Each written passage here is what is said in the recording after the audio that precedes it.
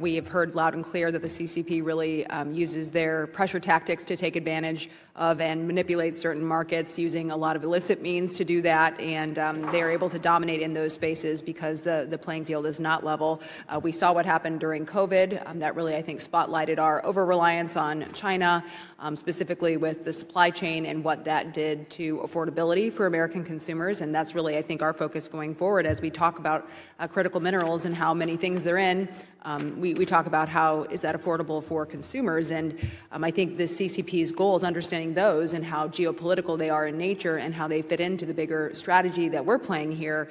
I think it is apparent that we cannot let their dominance grow further, and that's why I think these conversations about how we level the playing field, what we do strategy-wise going forward are so critical. So what I want to talk about today is how they've been able to do this, how they've been able to aggressively undercut not only the prices but dominate foreign markets, and we've seen them use that playbook specifically in the auto industry.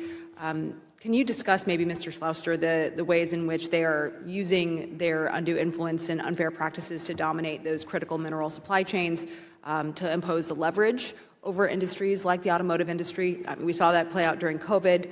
We've seen a little recovery in the last few years, but how has that played out? And then using that as an example, specifically in the auto industry, how can we maintain affordability for American consumers as we're looking to maybe shift around our supply chains to not be so reliant on China? Yeah, it's a really important point. I think the interesting thing, certainly about like rare earth magnetics, is relative to the total bill of materials on a car, it's a very insignificant portion. The cost, the bill of materials for the actual rare earth magnets inside an automobile, it's very small. But you can't build the car if you don't have the magnets. And think about what's happening today. In order to secure your magnet supply chain, and you're an automotive company, you're having to apply for a license, and you hope it gets approved. And you hope it gets approved so that you can keep your auto plant running. So think about the coercive effect of that. What do you think those companies have in the back of their minds when they're deciding where to build their next generation product right now, literally right now? Where should we site that plant?